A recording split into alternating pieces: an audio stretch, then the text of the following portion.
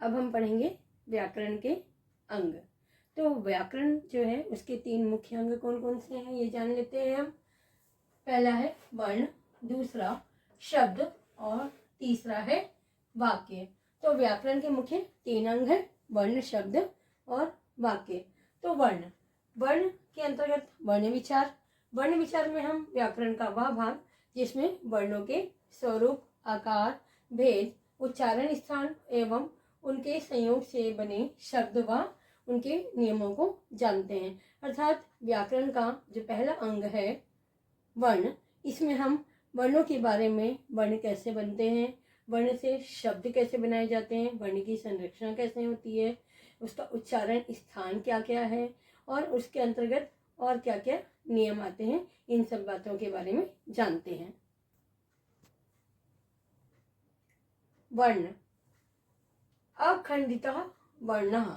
अखंडितः वर्ण मतलब जो खंडित ना हो, जो तोड़ा ना जा सके, उसे हम कहेंगे वर्ण। भाषा की मूल ध्वनियों और ध्वनि के प्रतीक स्वरूप लिखित चिन्हों को वर्ण कहा जाता है। कोई भी भाषा जब आप पढ़ते हैं तो उसको हम लिखते भी हैं, और जब हम लिखते हैं तो जो प्रतीक चिन्हों का हम उपयोग करते हैं उसे ही हम क्या कहते हैं, वर्ण कहते हैं। और ये जो वर्ण है इसको आप तोड़ नहीं सकते या बांट नहीं सकते। जैसे मैं बोलूँगी क, च, म, प, आ, ई, उ, ये सब क्या कहलाते हैं, हमारे वर्ण। और वर्ण को ही हम अक्षर भी कहते हैं। वर्ण में पहला जो है वो है हमारा स्वर। स्वर, स्वयं राजन्ते इति स्वरः, अर्थात जो स्वतंत्र हो, ठीक है, जिसे बोलने के लिए आपको किसी अन्य वर्ण की जरूरत ना पड़े, उसे हम कहते हैं स्वर। जैसे कि अ, आ, ई, उ, री, लिर, ए, ओ और औ। अब आप बच्चों ध्यान देंगे कि आपने जैसे यहाँ पर देखा री, और ये है आपका बड़ा री, जो कि हमारी संस्कृत भाषा में ही आता है। हम हिंदी भाषा में केवल छोटा री पढ़ते हैं। और एक आपका वर्ण और आता है लिर। तो ये आपका संस्कृत भाषा में जो है बड़ा री और लिर, ये जो 2 आपके स्वर हैं वो और आ जाते हैं। तो इस प्रकार ये जो स्वर है संस्कृत भाषा में, इनकी संख्या होती है 13। अब हम जानेंगे स्वर के भेद। तो स्वर जो है उसे 3 भागों में बांटा गया है, ह्रस्व, दीर्घ और प्लुत। पहला ह्रस्व स्वर।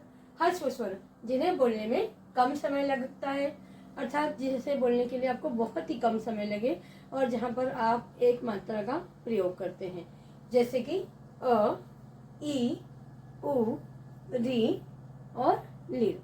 तो इन्हें बोलने में, ये स्वर वर्णों को बोलने में हमें बहुत कम समय लगता है।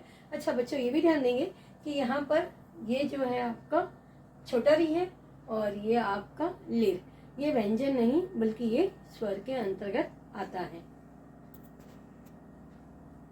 दूसरा हम पढ़ेंगे दीर्घ स्वर। दीर्घ, जैसे कि बोलने से ही आप समझ सकते हैं, दीर्घ मतलब ज्यादा या अधिक। तो यहाँ पर जिन्हें बोलने में आपको अधिक समय लगता है, अर्थात जहाँ 2 मात्रा का प्रयोग किया जाता है। आप यह भी बोल सकते हैं कि जिन स्वर वर्णों को बोलने में ह्रस्व से दुगुना समय लगे, उसे हम दीर्घ स्वर कहते हैं। और ये जो दीर्घ स्वर है ये 8 होते हैं, आ, ई, उ, री, ए, ओ और औ।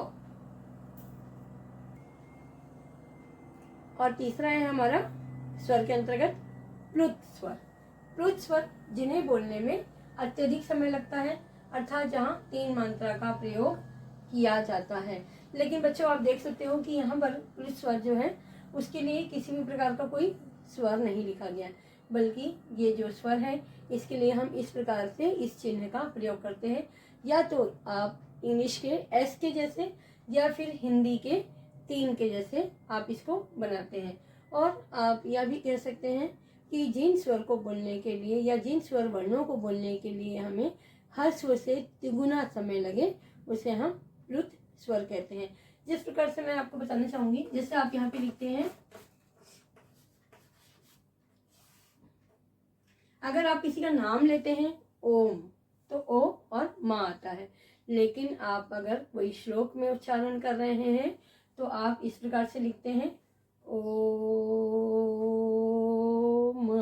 जैसे कि अब आप जान रहे हैं कि ये जो है हमने इसको थोड़ा खींच कर बोला, थोड़ा सा अत्यधिक समय तक बोला। तो प्लुत स्वर जो है बच्चों, ये जानिए कि जहाँ पर भी आप प्लुत स्वर लगाते हैं उसके पहले वाला जो स्वर है उसको आपको खींच कर बोलना होता है। तो ये प्रायः जो है इसका प्रयोग श्लोक में किया जाता है और संस्कृत भाषा में इसका अत्यधिक प्रयोग किया जाता है। संबोधन के लिए भी इसका उपयोग किया जाता है।